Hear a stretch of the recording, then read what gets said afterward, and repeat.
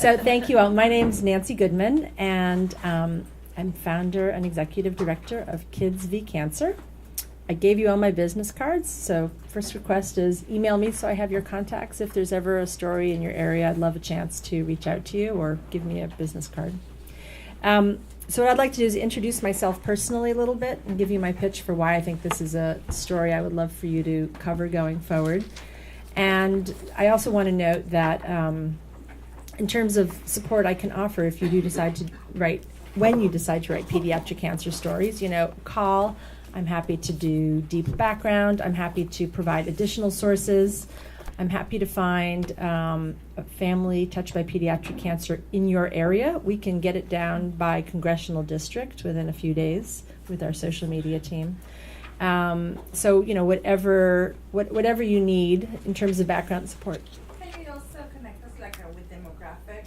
We cover with the Latino community, if you really need to talk to somebody who is Latino. Yes, I can absolutely get a Latino family touched by cancer if that's your question. Yes. Or epidemiologists who may have cancer breakdowns by yes. Ethnicity and. So I know where I would start with that. So come afterwards, and we can start on that. So yes, absolutely. Please give me any question.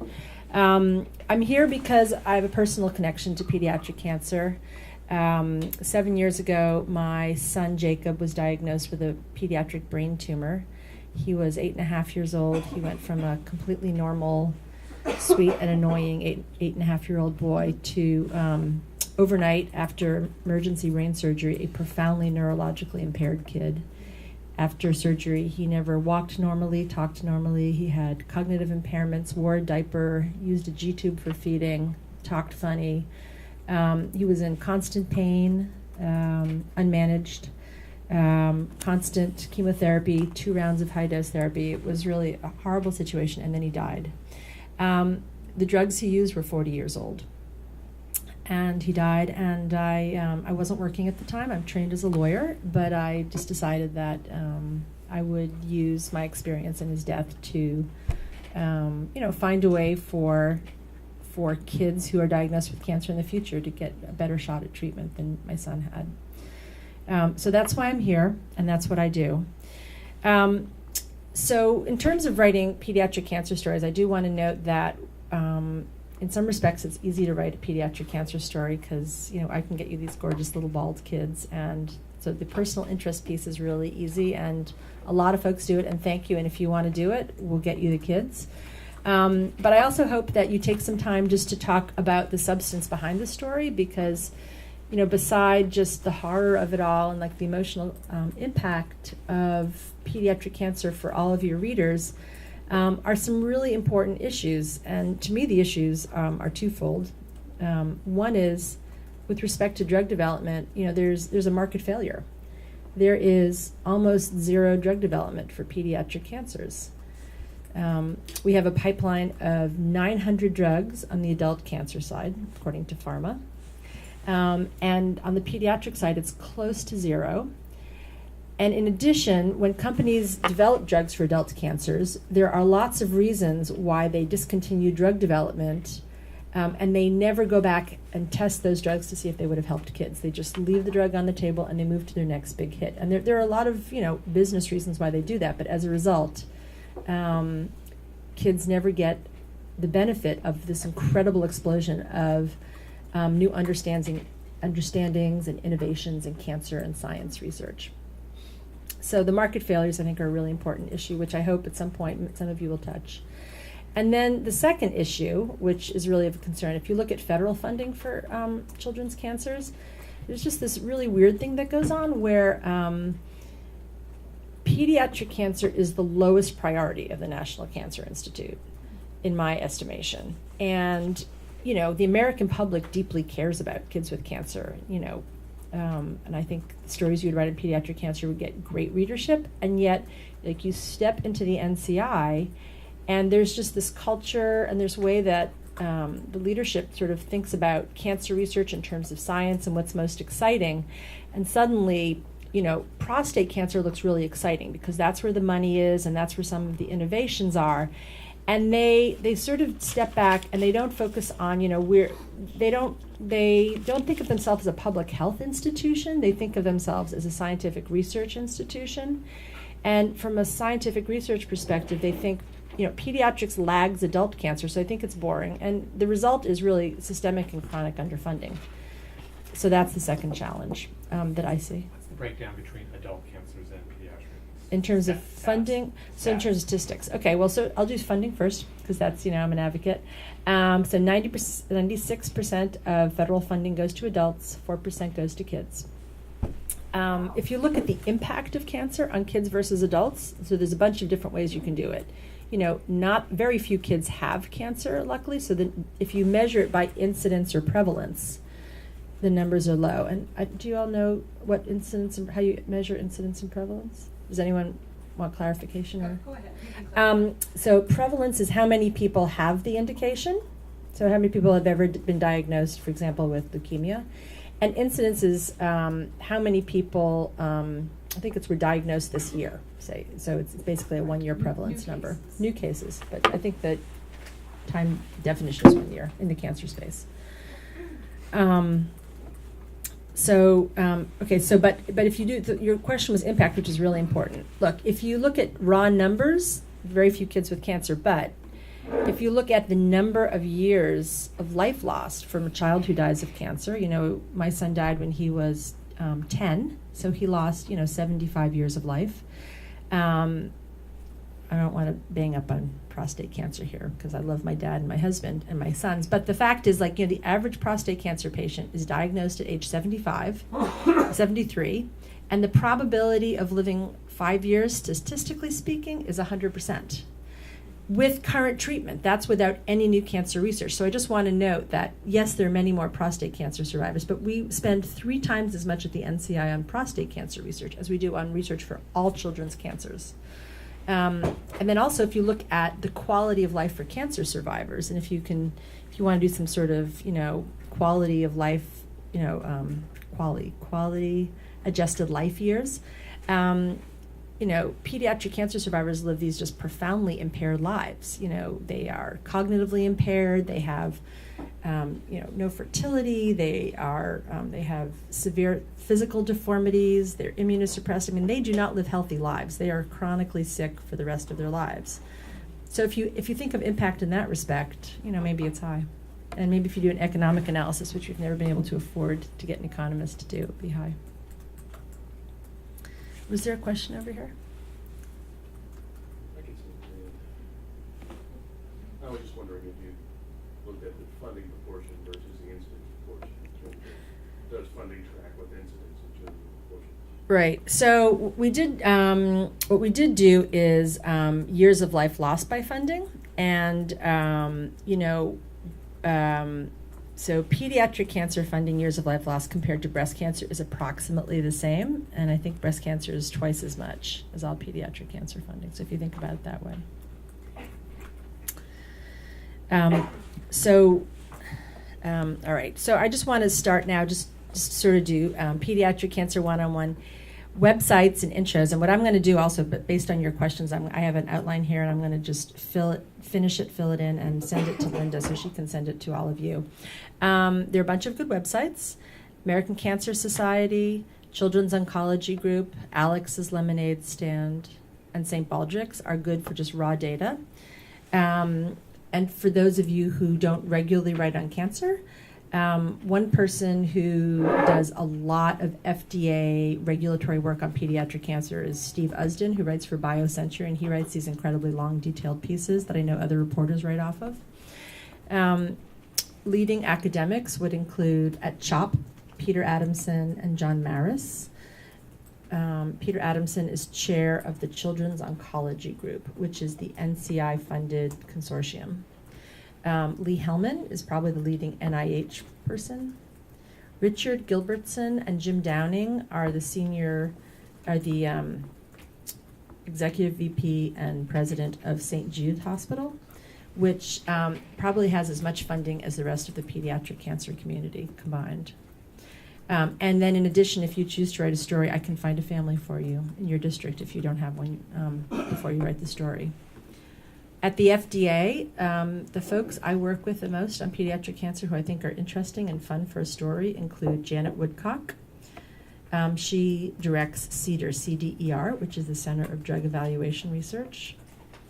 Rick Pazdur, P-A-Z-D-U-R, who directs the oncology division, and they've been just fantastic on pediatric cancer.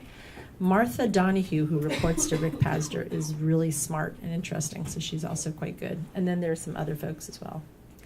At the NIH, Malcolm Smith and Lee Hellman would be the folks. And then in industry, I mean, there are a lot of interesting people, and I'm happy to help you find companies nearer you, but sort of two of the companies, for example, that are considered leading companies in pediatric cancer drug development are Genentech and Amgen. Rafael Russo is at Genentech, and that's in San Francisco. And Lisa Mathias is at Amgen, which is in San Diego. She's in San Diego. Actually, she may be in San Francisco. She's been between both cities. And then, again, patient groups, many all over, and I'm happy to put you in touch with them. All right, so now what I want to do is, the way I organized my talk is I thought of sort of a bunch of, maybe not stories, but sort of general trends or issues that folks are writing stories on now. So I'd like to just sort of let you know what they are and then maybe go through each one and just issue spot. Again, if you have other questions, let's talk about them. And the stories, the themes that I want to touch upon are, first of all, is compassionate use and expanded access. Second is, well, I just want to note sort of where we are in PD-1 drug development, which is the most exciting cancer drug that our community is talking about. Priority review vouchers, maybe I'll start with that one because that's what put me on the map. Repurposing failed drugs for adult indications. There's a kind of pediatric, they're called written requests. Written requests are agreements between companies and the FDA to undertake certain pediatric trials in exchange for exclusivity. It drives much of pediatric cancer research, and there's some significant problems with that. And then maybe a sexier topic from your perspective is NIH funding and pediatric funding within the NIH and sort of how to think about that. And then also, I want to touch upon just some interesting stories of what researchers and a few advocates are doing that's particularly interesting. That sounds good. All right, so maybe I'll start with priority review vouchers since that's what Kids vs. Cancer started with. So after Jacob died, I'm a self-taught advocate, and I put my laptop on the dining room table, and my first question was, what can we do to stimulate drug development for drugs expressly for children's cancers? And I focused on a program that had been developed in the tropical disease area and passed in 2007 called the Tropical Priority Review Voucher Program. What it does is it's like a cap and trade program. If you get a drug approved for a tropical disease, and one of 18 named, by the FDA, then the FDA gives you a voucher. And you can take the voucher and get faster FDA review for any other drug. And the value of the vouchers upon sale constitutes the incentive for tropical disease drug development. So when I started in 2009, this law had been passed for 2 years. Nothing had happened. People didn't consider it a successful law, but I was just a starting out advocate. So I took the law, I interviewed a bunch of folks to figure out what potential improvements we should make to make the law potentially more effective. Found a law firm, and I was a pro bono client. We rewrote the law, and then I'd never been on Capitol Hill before, which is really scary and bizarre. If you haven't ever done that before, that's kind of a fun thing to do. And I put together a grassroots campaign, actually full of a bunch of kids. My son, who was then 7 years old, my surviving son, Jacob's friends came down and campaigned. We did little workshops where we taught them about the legislative process and how to run an interview with a staffer on the Hill. And we got bipartisan support, 170 co-sponsors, and we got it passed, which was sort of crazy good in 2012. If you're not familiar with the legislative process and how that typically works, that is amazing. Almost everything, goes to the hill and dies. And our total budget was $100,000. That's incredible. Mm-hmm. Yep. And we did not contribute to anybody's campaign as a result, which was, an anomalous strategy. But it turns out that, people really want to do the right thing when they see sick kids. So the exciting thing about this program is that what we've seen since the summer, and Ron did a great story on it, is that it works. And the first voucher in our program was sold in July for $67.5 million. BioMarin got a voucher and sold it to Sanofi and Regeneron. And then a voucher from the Tropical Disease Program, which should be equal to or less than the voucher of the Pediatric priority review vouchers, sold a few weeks ago for $125 million. And that was sold by Knights Therapeutics to Gilead. So really exciting. Turns out the program works, and we're just over the moon thrilled. Now we're working on a guidance with the FDA. And I'm not sure if you're sort of familiar with FDA regulatory law, but the way it works is, Congress passes legislation, which the president then signs, and then the FDA usually does not promulgate regulations. Actually, it usually promulgates what's called guidances, which are non-binding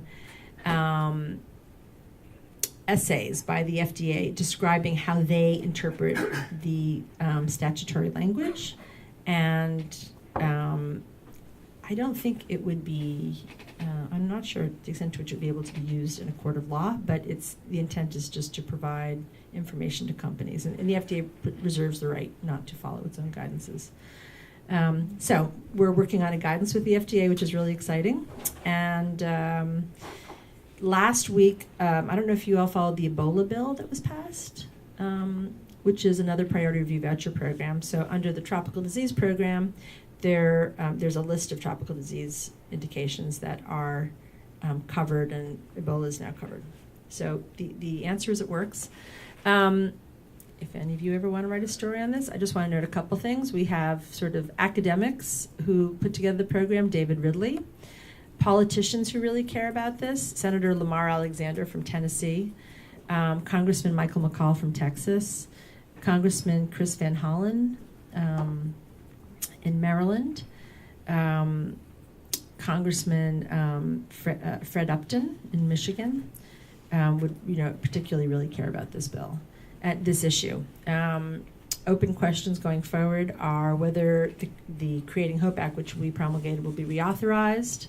There was a little problem with the FDA guidance insofar as the definition of pediatric under the guidance excludes all pediatric cancers. So we're working on that, but I think that should be okay.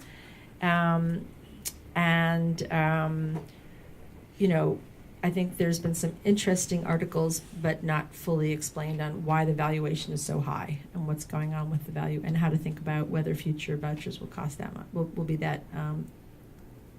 valued at that level, because that's the magnitude of the incentive. So that was the first program we put together. Wow, and I'm really talking for a long time here. So let me just do a few others, and then, again, if you have questions. Compassionate use, expanded access. So I don't know how familiar some of you are with this issue.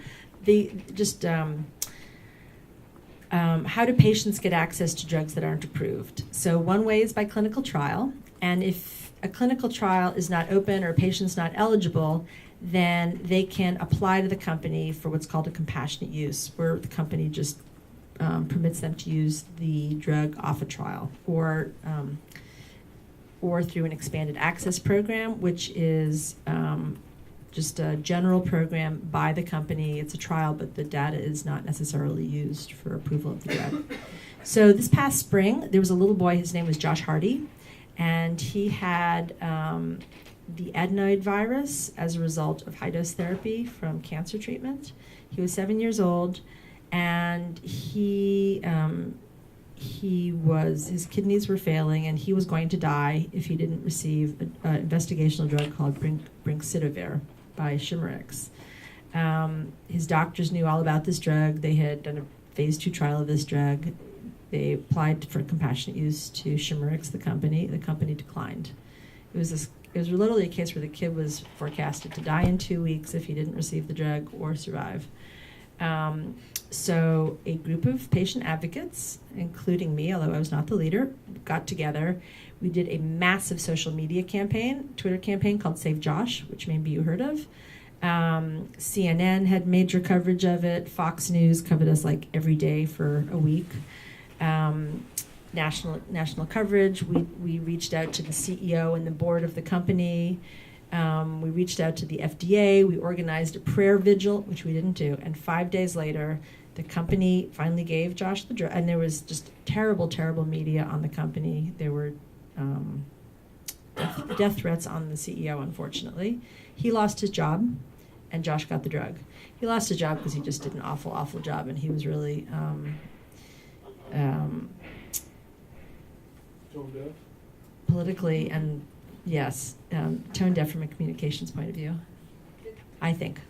Did they explain why they rejected him for using the drug, and do you think that this is why they were so quick to offer up Brincidofovir again for Ebola? Because people were asking. So they, at that point, they had a compassionate use program, and they had terminated it 2 years prior. So they didn't want to begin it again. And, it's a small company, it's 50 employees. And they argue that it was just burdensome for them to open up a compassionate use program. Ironically, as you know, the drug is now being used for Ebola, and they are now on a I can't recall. It's not breakthrough designation. There's an emergency approval process which they are now qualifying for through the FDA for Ebola.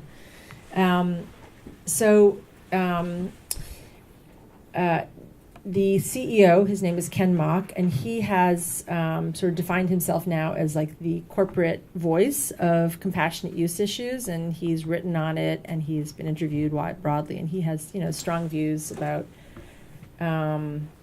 how it should or shouldn't be used, and the limitations of it. Right, the main limitation is companies when they provide a drug on compassionate use. One is it sucks away a lot of their resources.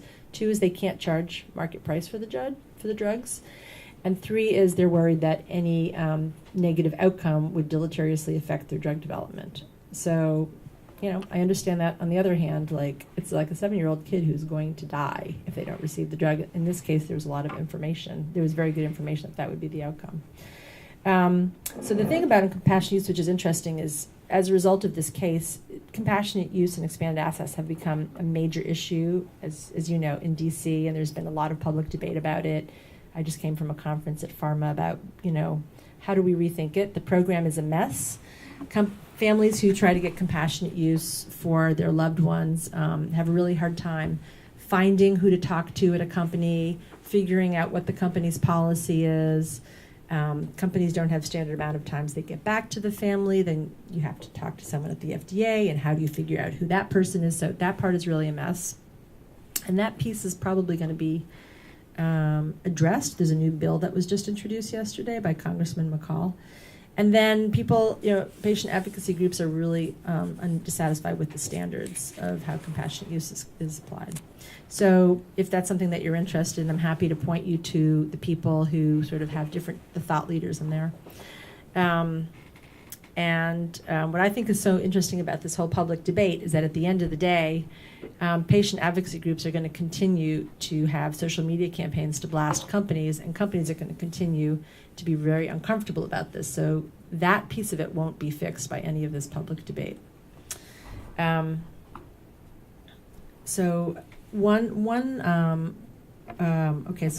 just step that. Just a quick issue, though, which is related to this. One of the reasons you see so many kids doing social media is it's really great. It's easy to do a social media project around a child. And another reason, though, is that kids don't get access to cancer drugs until years and years after the drugs have been approved. And they don't get access to just about any unapproved drugs. So, for example, the Children's Oncology Group, which is the NCI-funded consortium, of all their trials, only one drug is unapproved. of all their trials. So it's really a problem. Right now, the most exciting drug is PD-1 oncology. There are about 60 adult trials and about 0 pediatric trials. So just to give you an idea. And a PD-1 drug is forecasted to be approved sometime next week by the FDA. I have a question. Yeah. How do you find parents that are willing to let their child participate in these clinical trials? I'm a parent. I don't know if I necessarily want to put my child. Yep, that's a really good question, and so I'm glad you asked that question. So I applied for 8 compassionate uses for Jacob. In terms of compassionate uses, if your kid is terminally ill, you're just so grateful for some access to a drug where the probability, if your forecast is death, so anything you can get to increase the probability of life, you're excited to do. And in the cancer space, actually, 2/3 of all parents put their kids on trials. And the reason they do is in part because almost all kids treated with cancer go to academic centers.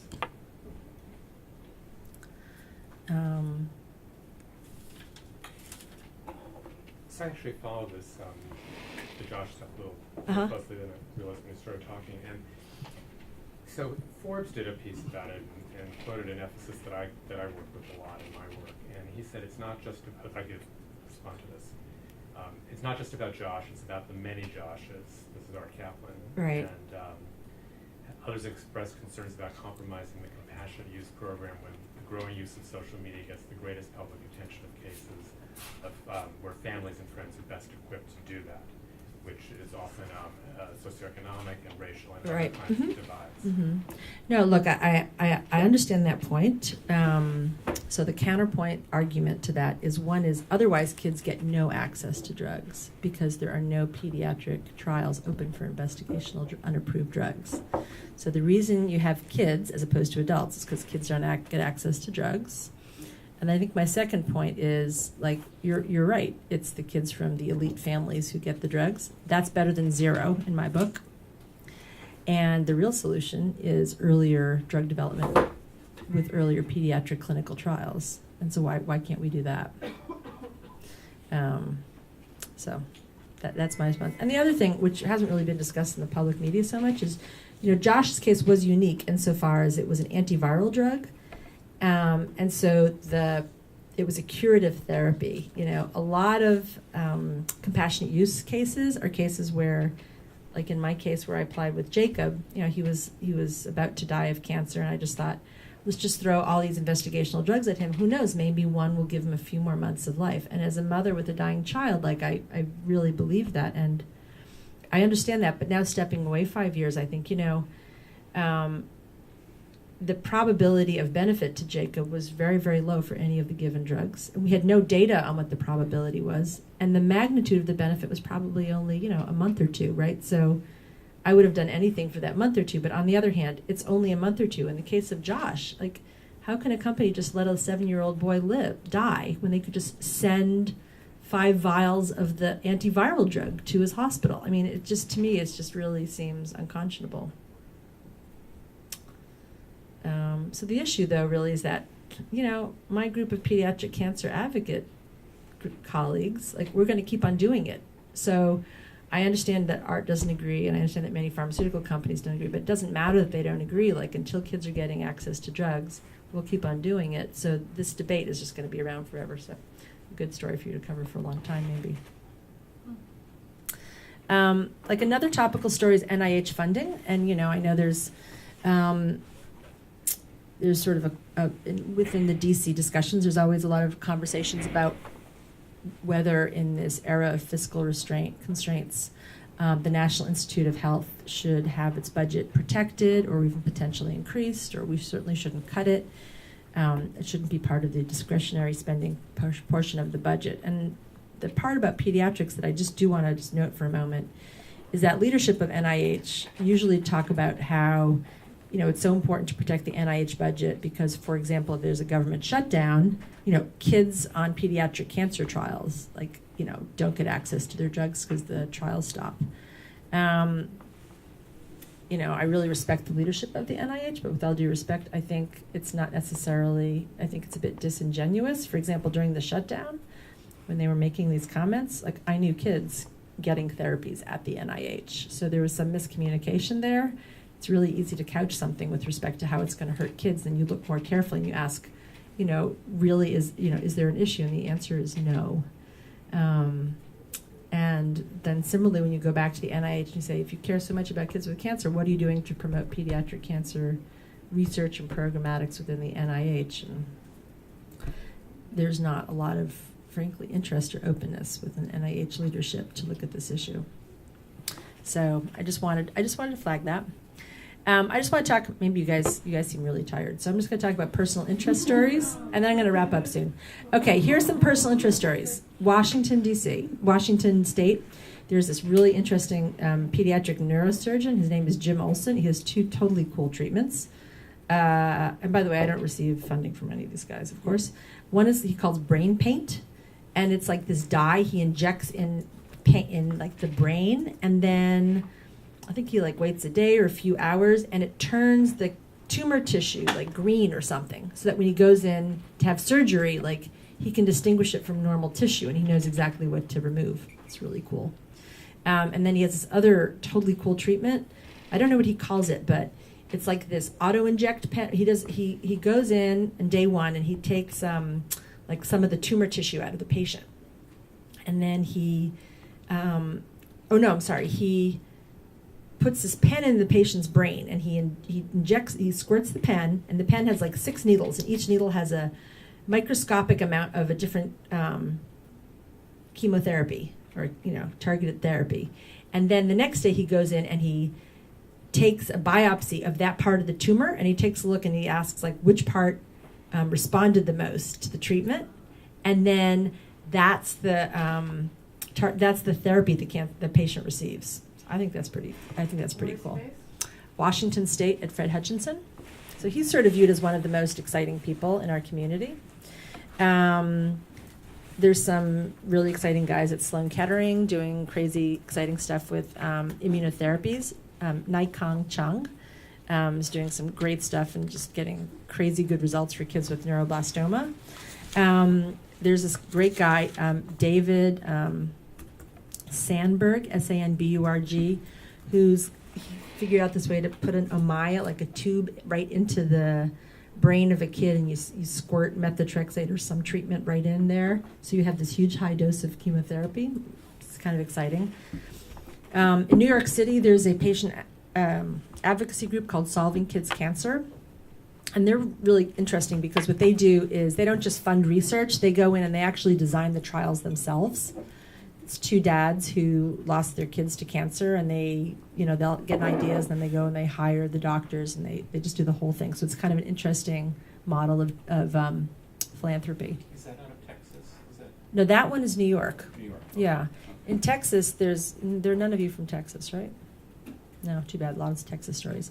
And then another really great personal interest story. There's this girl. Her name is Elena Simon, Elana Simon. I think she's a Harvard freshman now. And when she was 12, she was diagnosed with a rare liver cancer. And while a high school student, she got tumor tissues of her cancer and identified the genetic mutation that causes her cancer. Yeah. She's just, Patient, heal thyself.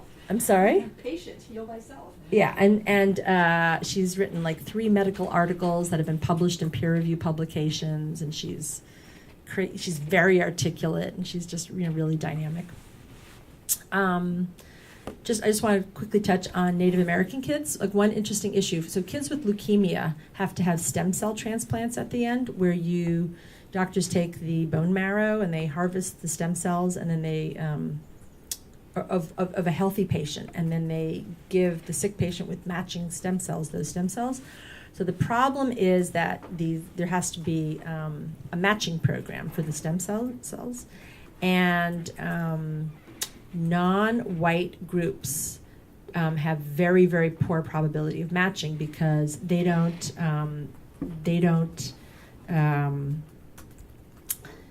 have drives to create databases on stem cells so that they know who can match. So for example, I'm an Ashkenazi Jew. Synagogues in the United States, almost every synagogue has an annual or twice a year like match program where you go in, you get swabs in your inner cheek, and it's good because if you're an Ashkenazi Jew and you need a stem cell transplant, the probability of a match is like in the 95%, because it's very much part of like the Jewish culture.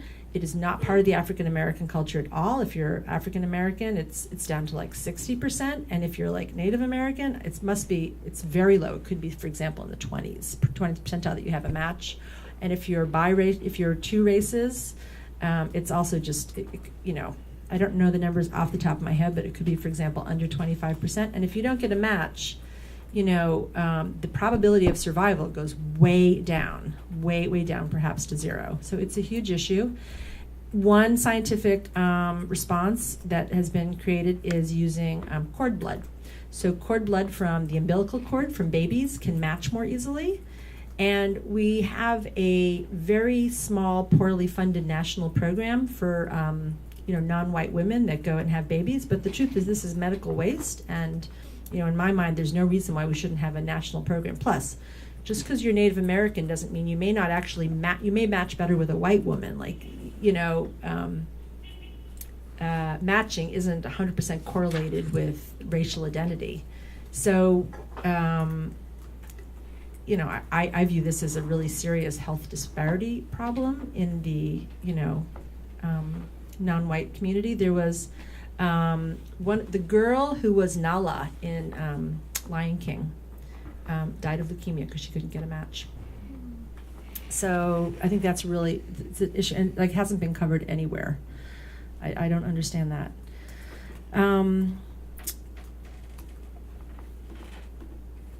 So, while you're thinking, can I ask a quick question? How many people in this room are registered bone marrow donors? Like you've had the swab, your sample is somewhere. I wouldn't even know how to start that process. You would have asked us for that. So interesting.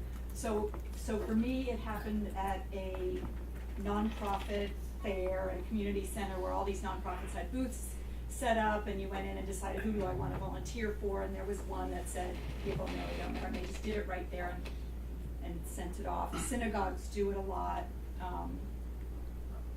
But that's just interesting because this is a group of very well educated, a diverse group of well educated Americans. They, the National Marrow Donor Program actually did their first review of how well they're doing with matches in July in the New England Journal of Medicine. If you guys want to look up that study, it's a really good study. And basically what she's saying is true. If you're looking for exact matches, African Americans and Hispanics are terrible. If you throw in close matches and cord blood, it improves to the point where the majority of folks are treatable, but it's still nowhere near what white folks can get. But if you don't have a good match, then you have permanent, like very severe immune disorder that is life-threatening and is a significant compromise of life. Yeah. I'm sort of at the end of my comments. I just want to let you know sort of what are we at Kids versus Cancer doing now. So there's a process in Washington, D.C. now, through the Energy and Commerce Committee in the House of Representatives. There's an effort called 21st Century Cures. It's going to be a major legislative initiative that will package together a number of medical reform bills.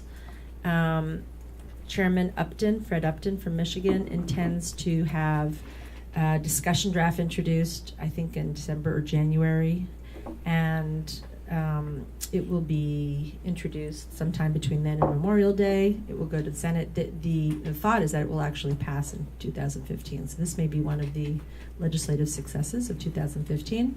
We have been working with them to get a pediatric piece in, and what we're focusing on is Best Pharmaceuticals for Children's Act and Pediatric Research Equity Act reforms. And the idea is to create requirements and incentives for drug companies to undertake pediatric studies earlier, and that when they walk away from adult cancer drug development, that if there's a potential benefit for kids, that we give them a reason to either develop it or to pass it along to someone else who will develop it. So that's what we're working on. So I don't want to, I think you guys may be like a little bit tired and stuff. So, but so let me ask, what sort of, do you have any other questions? What's interesting? Is there anything else I can do to spark your interest? What's the match rate for API community? Do you know? The API? Calendar?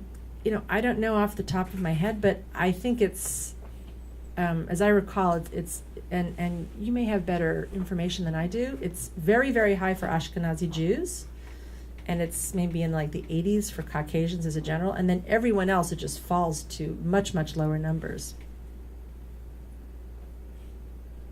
What's the difference, or where do you stand at compassionate use as opposed to expanded access?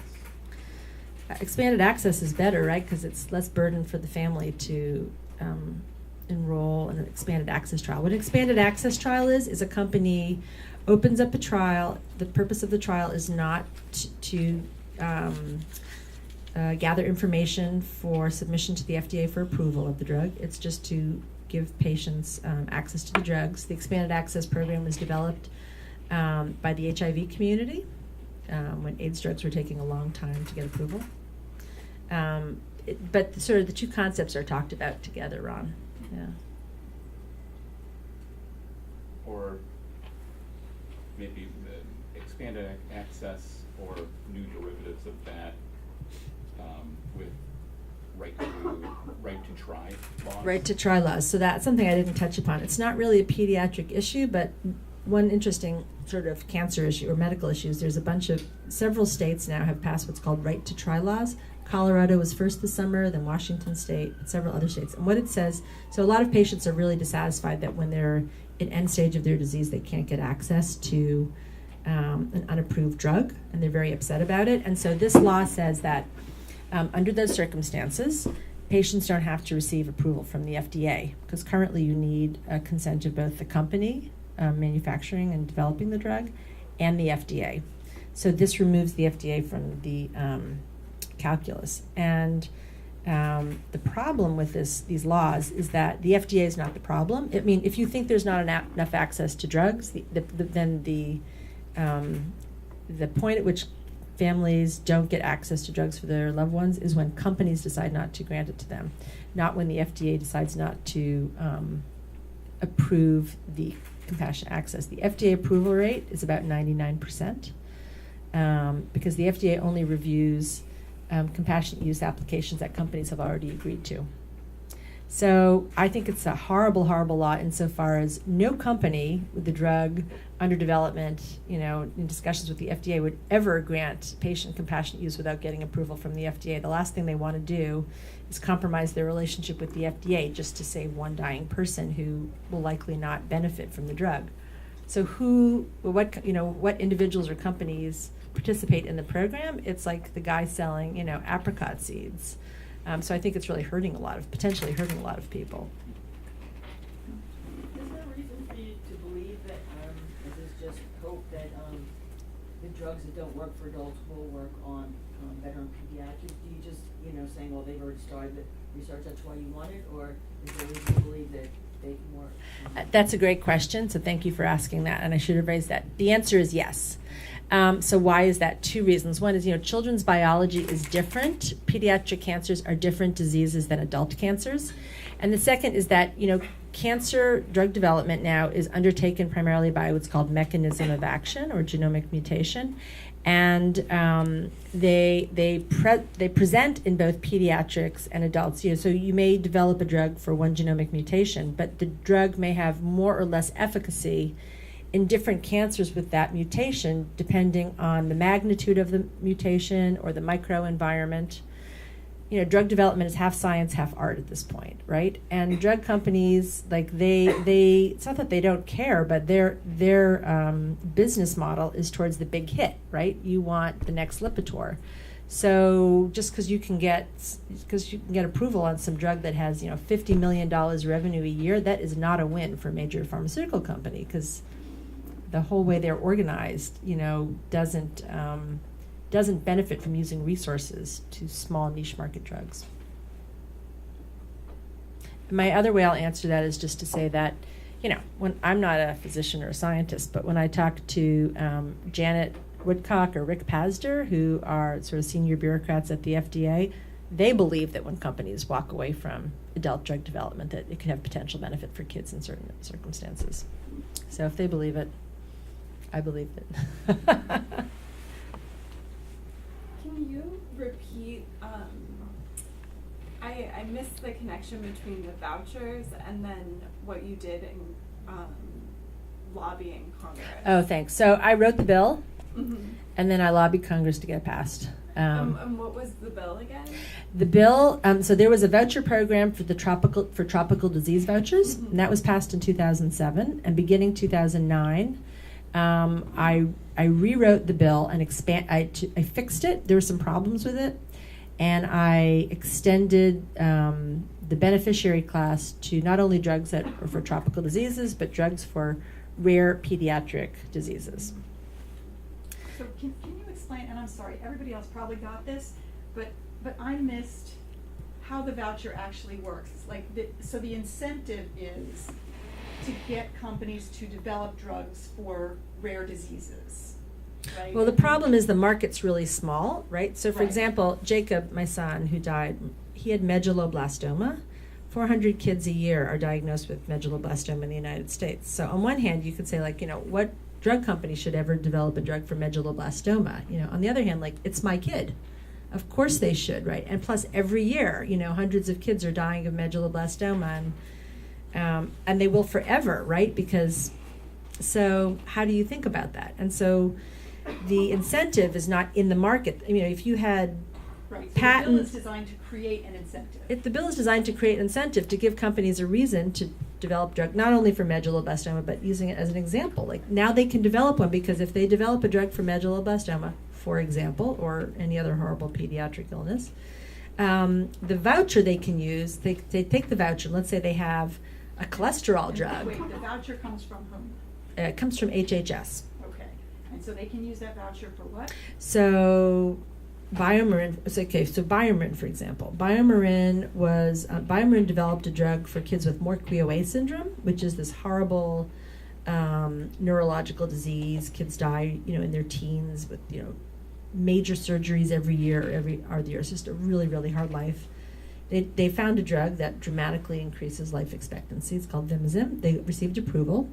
HHS, through FDA, provided BioMarin a voucher. BioMarin turned around and sold it to Sanofi and Regeneron.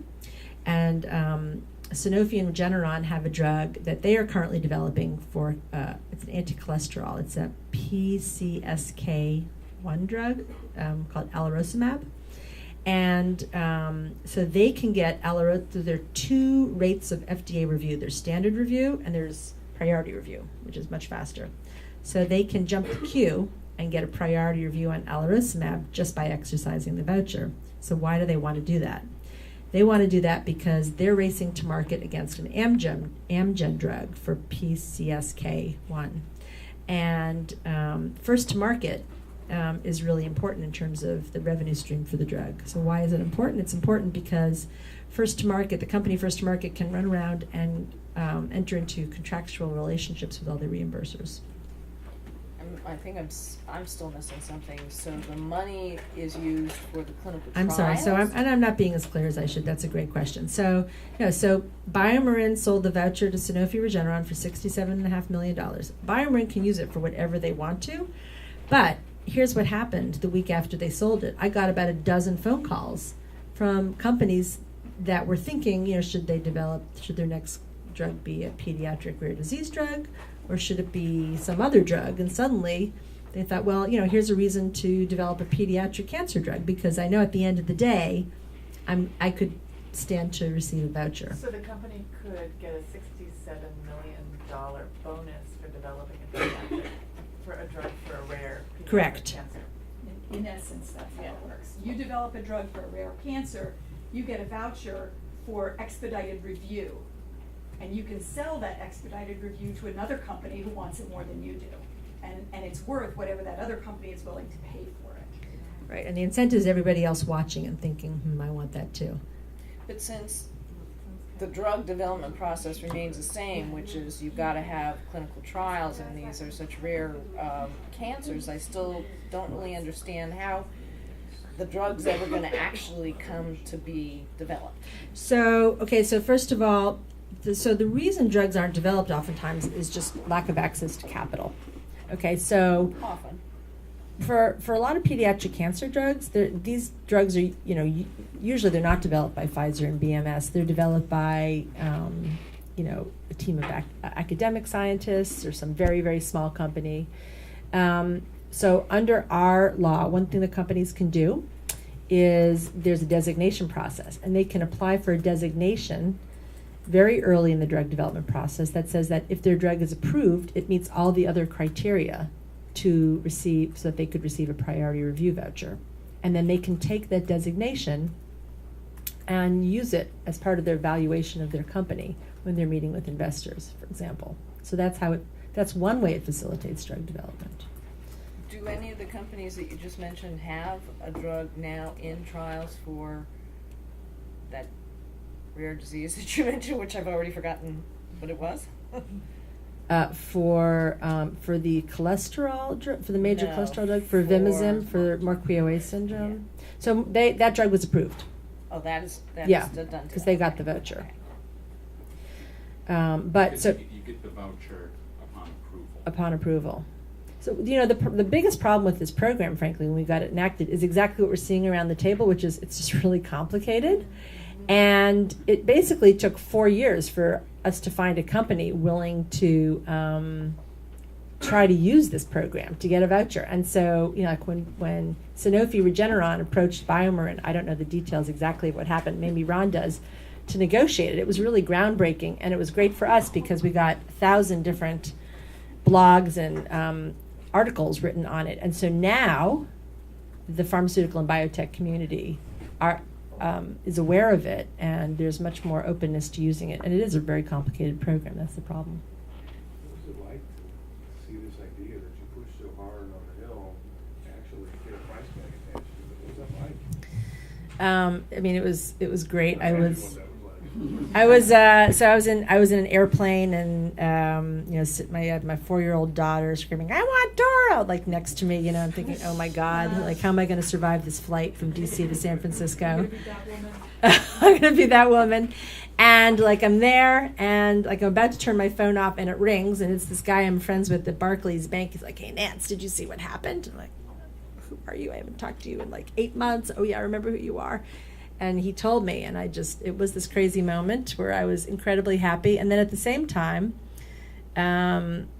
it was a sort of a shocker of, oh, well, this didn't bring Jacob back, so now I have to try something else because at the end of the day, I'm still trying to save Jacob. So that didn't work. So now I'm writing a new law, and maybe that will save him, and I haven't figured that out yet.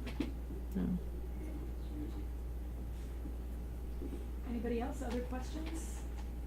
I have a quick question. You mentioned that when, the original draft of the legislation, it accidentally excluded something. Yeah, well, so the FDA writes guidances. So Congress passes laws, and then FDA-focused laws are, so the most administrative agencies in the federal government promulgate regulations, and the FDA, and I don't exactly understand why it's guidances versus regulations, but it seems like there's an awful lot of guidances. So they promulgated a guidance to interpret the Pediatric Priority Review Voucher Program. And one question is, what is a pediatric indication? What's a pediatric disease? And they use a definition that excludes almost all pediatric cancers. So that was a mistake, and we're trying to fix that one. How does it exclude, what? So they said you use what's called a complete prevalence analysis. You take everybody who's ever had the disease, and you ask, are more than half of them 18 years of age or younger? And if the answer is yes, then it's a pediatric disease. So the problem is that for cancer, there's a database called SEER, S-E-E-R, which is maintained by NCI. And SEER counts anyone, for example, with medulloblastoma, who's ever had medulloblastoma as still being a medulloblastoma patient. So, for example, for, say, pediatric leukemia, or maybe that's not a good example, for, say, ependymomas, which has like a 65%, I think, it has a high survival rate. Let's say it's 70% survival rate. A 70-year-old woman who had ependymoma when she was a child is still counted in the prevalence numbers in the SEER database. So then when they ask how many people have had ependymoma, everybody age 1, 2, 3, 18, but also 50, 60, 70, people who haven't been treated for cancer for decades are counted as active treatment patients. And so then that's the denominator, and then if you ask what percentage of them are 18 years of age or younger, you don't hit 50% very often.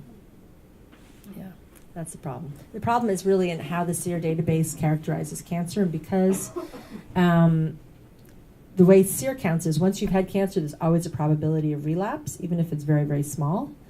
They count survivors as active patients. And so it's really a problem with the SEER database, and so I'm hoping the correction will be one in which that quirk in the SEER database is recognized, and so we can correct it that way. So stay tuned.